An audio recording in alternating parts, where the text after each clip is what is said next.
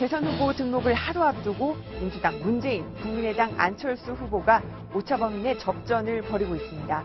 등록 시점에 앞선 후보가 대선에서 승리했지만 두 후보의 우열을 가리기가 어려워 승패는 투표함을 열어봐야 알 수 있을 전망입니다. 오늘의 뉴스톱10 1위로 선정했습니다.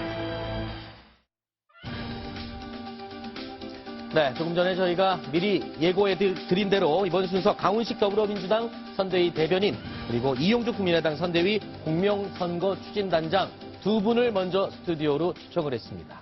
어서 오십시오. 안녕하십니까? 예, 안녕하십니까? 네. 자, 어제 TV 토론회 하루 종일 회자되는 주제였습니다.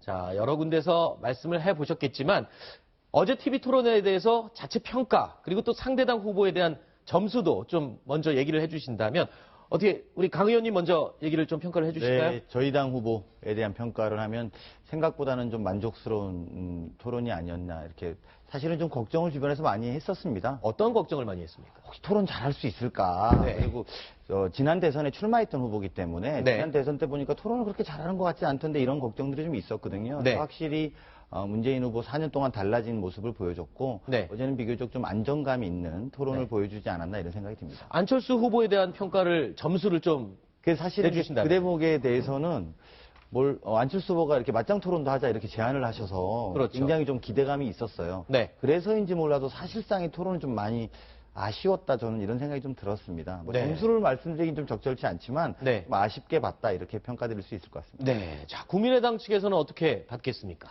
예, 뭐니 해도 어제 토론의 승자는 유승민 심상정이었다라고 아하. 생각합니다.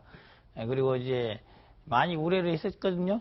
예. 문재인 후보가 잘할 것인지. 근데 네. 기대 이상으로 잘했다. 네. 후한 성적 드립니다. 한 90점 정도 드릴 수 있다고 봅니다.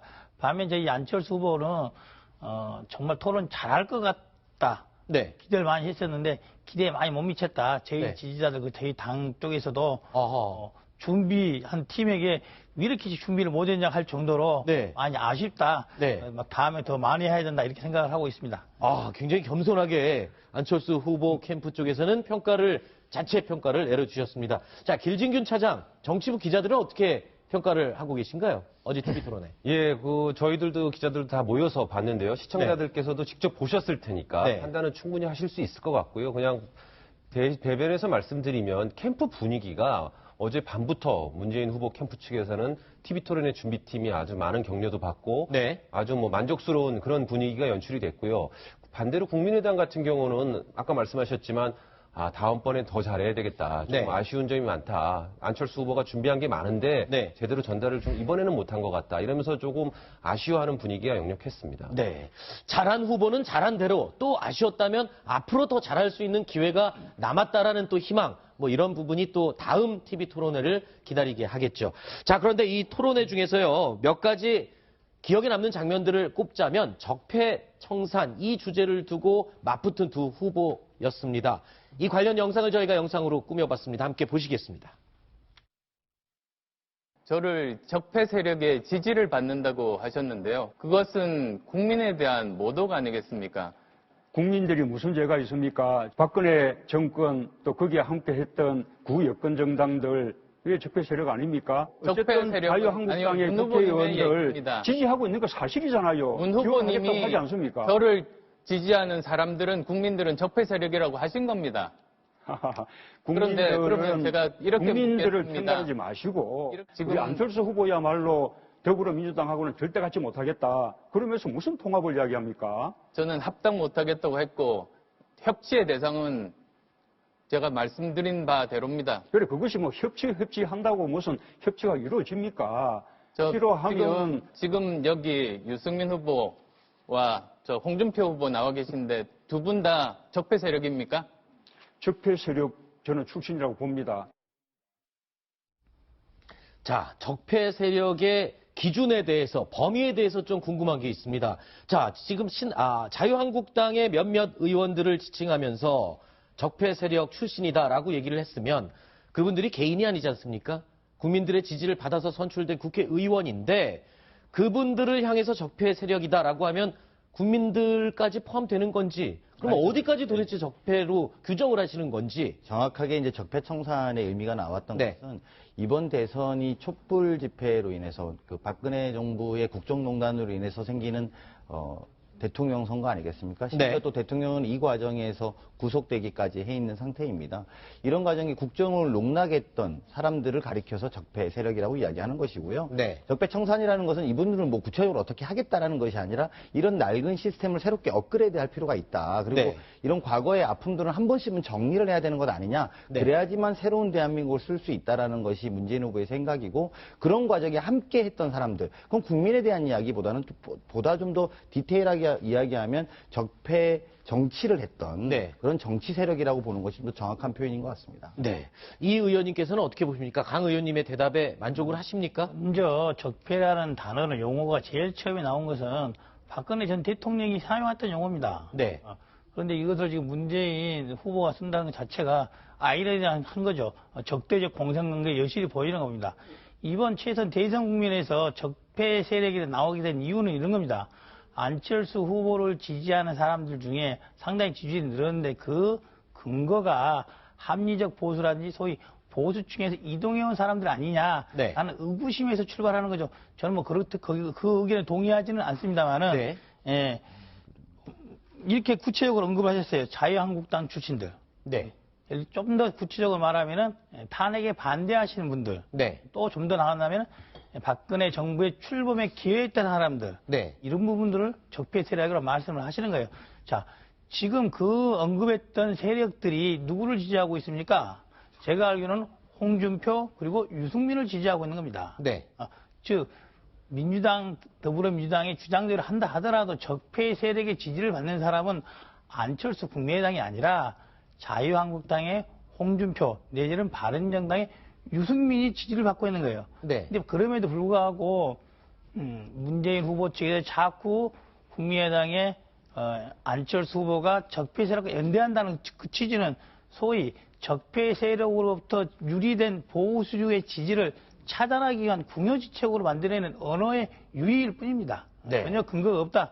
이렇게 말하고 싶습니다. 자, 보수의 지지를 받는 것을 끊기 위해서 하는 말장난 아니냐, 지금 이런 지적을 해주셨는데 여기에 대해서도 답변을 좀 해주셔야 네, 돼요. 뭐 보수의 지지 안 받으시면 되죠. 그리고 네. 보수가 아니라고 명확하게 말씀하시면 될 것 같습니다. 네. 그리고 또 자유한국당과 바른정당은 더 잘하셔서 보수의 지지세를 찾아가셨으면 하는 게 솔직한 바람입니다. 네. 근데 그것 자체의 문제라고 하기보다는 오히려 본말이 약간 전도된 경향이 있다. 어제 저 질문도 사실은 문재인 후보가 지적한 지적이 아닙니다. 네. 안철수 후보가 저 문제를 먼저 꺼내지 않습니까? 근데 네. 그것은 무슨 말이냐면 지금 이 프레임으로 만들어 놓는다는 거죠. 바꿔 말하면 문재인 후보 입장에서는 지금에 이르러서 우리가 대통령 탄핵이라는 초유 사태가 만들어진 원인, 그리고 그 원인을 해소하기 위해서는 적폐청산, 과거의 잘못을 한 번은 정리해야 된다라는 원칙, 이런 것들을 강조했던 지점이라고 말씀드리겠습니다. 네.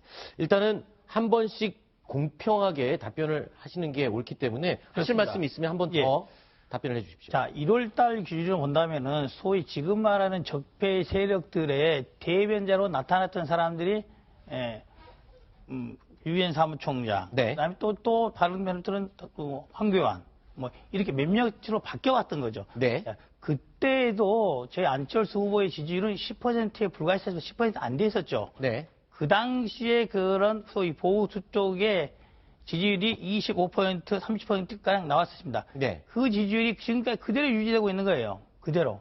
그 지지율들이 안철수로 옮겨오지 않았다. 네. 또 적폐 세력의 지지를 받아서 안철수 후보의 지지율이 오른 게 아니다. 네. 이것이 분명한 겁니다. 길지균 차장. 지금 이렇게 적폐 세력을 두고 논쟁을 벌이는 이유가 바로 중도 보수의 지지율이 어디로 가느냐가 중요하기 때문인데, 자, 새로 나온 또 갤럽 여론조사 결과입니다. 이걸 보면 이 부분이 지금 가장 핵심이죠? 그렇습니다. 지금 아까 모두의 이 말씀을 하셨지만 내일이 후보 등록일입니다. 네. 그리고 역대 대선을 보면은 민주화 이후의 역대 대선을 보면 후보 등록일 시점에 가장 앞섰던 후보가 그대로 대통령이 당선이 됐었습니다. 네. 이번에도 그렇게 갈 수 있을지는 모르겠습니다. 왜냐하면 네. 이번에는 조기 대선이란 특수한 환경 속에서 지금 오차 범위 안에 있다는 얘기는 같다는 뜻으로 보면 되거든요. 네. 그러니까 문재인 후보와 안철수 후보가 지금 사실상 동률을 이루고 있는 거고요. 네. 이제 앞으로 이 저추위가 유지가 될지 아니면 또 역전이 될지 네. 더 벌어질지 이런 건 좀 지켜봐야 되는 거죠. 네. 자, 안철수 후보 측에서는 최근에 안철수 후보의 지지율이 급격히 빠른 속도로 상승을 하다가 최근 한 2, 3일간 약간의 조정 기간이 있는 게 아니냐 이런 지적이 있었습니다. 향후 앞으로 남은 기간의 지지율 어떻게 될 거로 예상하십니까? 예, 지금 저희들이 생각은 저희들이 예상했던 지지율의 추이보다 상당히 빨리 올라가고 있어서 원래 걱정스러운 정도인 겁니다, 사실. 네. 원래는 한 다음 주나 그 다음 주 정도에 돼야지만이 네. 30%나 35% 정도 이르지 않을까라고 생각을 했었는데 너무 빨리 올라온 측면이 큽니다. 네. 그래서 지금에 있는 지지율에는 저희들 만족하고 있고요. 앞으로 이 지지율을 지키고 나머지 4월부터 3월 말부터 4월 초까지를 어떻게 관리를 할 것이냐. 네. 소위 그때까지의 지지자를 결정하지 못한 네. 부동층, 네. 그리고 기권층, 네. 이 분들을 어떻게 투표장으로 이끌어내고 그분들로 하여금 지지를 얻게 하느냐. 이게 저희들이 승패의 관건이라고 보고 있습니다. 네. 자, 강 의원님께 여쭙겠습니다. 네. 지금 문재인 후보 같은 경우에는 한 번도 놓치지 않고 계속 1위를 유지를 해왔습니다. 그런데 남은 기간 끝까지 1위를 유지할 수 있을지 한 번에 고비가 오지 않을까 이런 생각도 주변에서 좀 하긴 하는데요. 네. 어떻게 보십니까? 사실 이미 고비가 한 번 온 거죠. 네. 그리고 오히려 이 고비를 넘어서고 있는 국면이다. 저희는 이렇게 분석하고 있습니다. 이후에 더 고비가 안 만들어지도록 해야 될 것이 저희 문재인 후보 캠프의 역할이라고 생각을 하고요. 네. 사실은 이렇게까지 아까 이용준 말씀도 전 거의 맞는 이야기라고 생각합니다. 이렇게까지 빨리 올라올지는 몰랐고요. 네. 그리고 빨리 올라왔지만 반대로는 이 조정 국면이 빠르게 정착될 것이다. 사실 말씀대로 한 2, 3주 뒤에 이렇게 올라오면은 정말 저희는 더 당혹스러웠을 거라고 생각합니다. 네. 근데 이렇게 빨리 올라왔기 때문에 구체적으로 또 안철수 후보의 지지층 사이에서 또 안철수 후보의 정책과 방향에서 비전에 공유하지 못한다라고 하면 조금 더 떨어질 것이라고 보고요. 네. 반대로 저희 지지층은 차근차근하게 올라왔기 때문에 좀 더 견고한 지지층을 유지하고 있어서 네. 여기에 앞으로 좀 더 통합적인 메시지와 통합 행보를 통해서 보다 더 더할 생각입니다. 네. 알겠습니다. 길진규 차장, 지역별 지지율을 보면은 또 설명할 특징들이 몇 가지가 있죠. 지역별 지지율 좀 보여주시죠. 예, 사실 역대 대선에서는 지역별 지지율이 특정 후보로 쏠리는 경우가 다 상당히 많았습니다. 그리고 대다수 실제 그런 현상이 투표까지 이어졌고요. 그런데 네. 이번 대선의 특징 중에 하나가 지역별로 그 쏠림 현상이 전혀 나타나지 않고 있다는 게 아주 큰 특징인데요. 지역별로 엎치락뒤치락 하죠. 예, 지금 사실 지역별 지지율 같은 경우는 그 오차 범위가 플러스 마이너스 10% 정도 됩니다. 네. 표본수가 더 작기 때문에 그렇죠. 네. 지금 그러니까 광주, 전라, 충청, 세종 하면서 조금씩 수치가 있는데 저것이 매주 조금씩 바뀝니다. 네. 어떨 때는 문재인 후보가 앞서기도 하고 어떨 때는 안철수 후보가 앞서기도 하고 그러니까 사실상 영남이요. 아직까지는 어느 후보가 더 앞서다고 보기 어렵고요. 네. 대구 경북에서도 나오고 지금 부산 경남이 나오고 있는데요. 그동안 보면 TK 지역에서는 안철수 후보가 아무래도 조금 더 앞서고 있는 걸로 나오고요. 추세가요. 그다음에 부산 경남 쪽에서는 오히려 이제 민주당 의원들이 많은 부산 경남 쪽에서는 문재인 후보가 조금 더 우세를 점하고 있는 것으로 그런 추세가 보이고는 있습니다만 네. 이 역시 표본수가 아직 작기 때문에요. 그리고 선거가 아직 25일 정도 남았죠. 그 네. 안에 또 어떻게 쏠림 현상이 나타날지 좀 더 지켜봐야 할 것 같습니다. 네, 길진균 차장. 또 한 가지가 있습니다. 유권자들의 성향이 보수냐, 진보냐, 중도냐에 따라서도 지지하는 지지율이 상당히 의미가 있어요. 자, 일단 보수층이 지지하는 후보는 안철수 후보가 단연 1위로 나오고 있고요. 자, 다음은 진보층이 지지하는 후보, 문재인 후보가 1위로 나오고 있습니다. 자, 이제 포인트입니다. 중도층은 어디? 자, 정말 이렇게 사이좋게 40대 40으로 똑같이 나눴습니다. 그렇습니다. 지금 보수층 같은 경우는 역대 대선에서 지지했던 그 구여권 세력, 지금 네. 홍준표, 유승민 후보가 지지를 많이 놓치면서 그 지지세가 안철수 후보한테 가 있는 건 맞고요. 진보층은 뭐 계속 그 문재인 후보 쪽의 지지가 조금 더 과반수를 점하고 있었습니다. 근데 이제 마지막 남은 중도층, 진보와 보수를 제외한 이 가운데 있는 사람들이 이 어느 쪽으로 더 많은 지지를 보내느냐를 이제 지켜봐야 하는데요. 이거는 정말 예측하기가 어려울 것 같습니다. 그렇군요. 자, 우리 오늘 더불어민주당과 국민의당 캠프의 두 분을 모시고 스튜디오에서 지금 얘기를 나눠보고 있는데요. 자, 어제 이어서 오늘 또 논란이 되고 조금 얘기가 나오는 부분이 안철수 후보의 유치원 발언입니다. 자, 오늘 또 학부모들에게 유치원 관련해서 항의를 받는 일이 있었다는데 어떻게 된 일입니까? 예, 그 안철수 후보가 그 네. 사립 유치원 원장들 모임에 가서 대형 단설 유치원 설립을 제안하겠다는 말이 네. 좀 전달이 과정에서 좀 착오가 생기면서 지금 전국의 학부모들이 안철수 후보에게 항의를 하고 있거든요. 네. 뭐 이미 많이들 알고 계시겠지만 단설 유치원이라는 것은 국공립 유치원 중에 하나입니다. 그렇죠. 그러니까 이제 많은 학부모들은 국공립 유치원을 늘려달라는 주장을 계속하고 있는데 단설 유치원을 줄이겠다라는 취지로 받아들여지면서 항의를 하고 있는데요. 네. 이거는 조금 정확하게 보셔야 될 부분이 분명히 단설 유치원을 제한하면서 병설 유치원을 늘리겠다 그랬거든요. 그랬죠. 같은 제원안에서 똑같은 국공립 유치원 중에 하나인 병설을 늘리겠다고 했는데 이게 방점이 단설 유치원 제한으로만 퍼지면서 네. 지금 학부모들이 그럼 결국은 사립 유치원장들만 도와주려고 하는 거 아니냐 네. 이런 항의를 많이 받고 있고요. 네. 이 부분에 대해서는 안철수 후보가 면밀한 검토 끝에 나온 공약이겠지만 네. 사실 유아 정책이라든지 유치원 문제 아주 민감한 부분이거든요. 네. 조금 메시지 전달 과정에서 네. 아쉬운 부분이 있는 것 같습니다. 자, 이거는 이용주 의원께 질문 드리겠습니다. 이 공약을 이야기를 할 때 좀 쉽게 얘기했으면 얼마나 좋았을까? 이거 어차피 결론은 똑같은 얘기를 너무 어렵게 얘기하면서 유권자들이 순간적으로 헷갈리면서 이런 해프닝이 생긴 것 같거든요.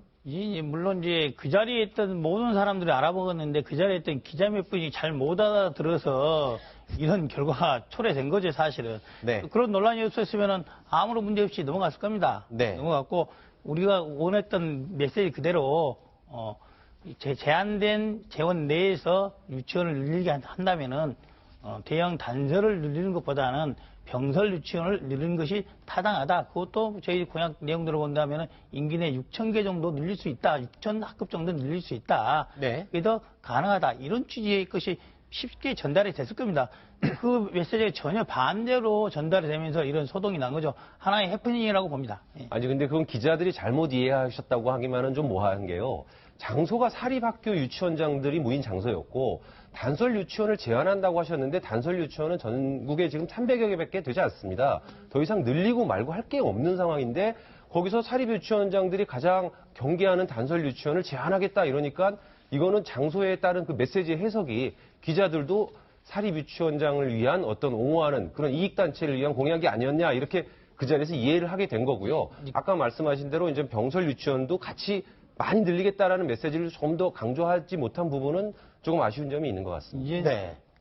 하나만 더 말씀드리면 네네. 이미 그 자리에서 지금은 또 그렇게 말을 하더라고요.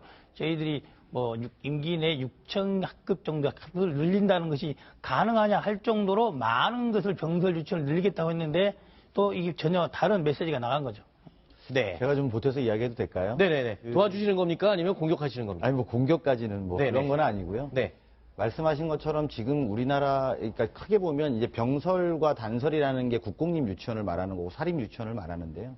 이 중에 단설 유치원이 현재의 3%밖에 안 됩니다. 네. 3%밖에 안 되는 걸 억제한다는 것 자체가 사람들로부터는 잘 와닿지 않는 거죠. 네. 그렇다면 그걸 누구를 위한 메시지였냐? 네. 결국은 사립학교 유치원장들한테 더 이상 안 늘릴 테니까 걱정하지 말라는 거였고요. 네. 안타까운 것은 아이 키우는 엄마들이 2년, 3년 기다려서 국공립 유치원에 줄을 서서 들어가려고 하고 있습니다. 네. 사립 유치원 들어가는 건 즉시 들어갈 수 있습니다. 근데 국공립 유치원 한 번에 들어가려고 하면 2년 전부터 아이 낳아서 대기시키고 이렇게 해야 되는 거거든요. 네. 근데 그런 것들 더군다나 이 병설 유치원이라는 게 유아교육과를 나온 사람이 원장을 하는 게 아닙니다. 네. 초등학교 교장선생님이 겸임하는 겁니다. 네. 그리고 방학 때는 또 다 씌워줘야 됩니다. 네. 그러니까 아이 키우는 엄마 입장에 고려가 충분히 된 것이냐. 네. 아이 키우는 엄마를 좀 고려하면 단서를 좀 적극적으로 늘려야 되는데 그 자리는 사립학교 유치원장 원장님들이 많이 계신 자리에서 그 말을 하시기는 어려웠을 거라고 보는 것이 대다수의 아이 키우는 엄마들의 분노인 원인입니다. 그리고 네. 제가 보니까 그런 부분 오히려 지금이라도 잘 수습해 나가시는 방면으로 방향을 잡는 게 좋지 않을까 생각이 듭니다. 네.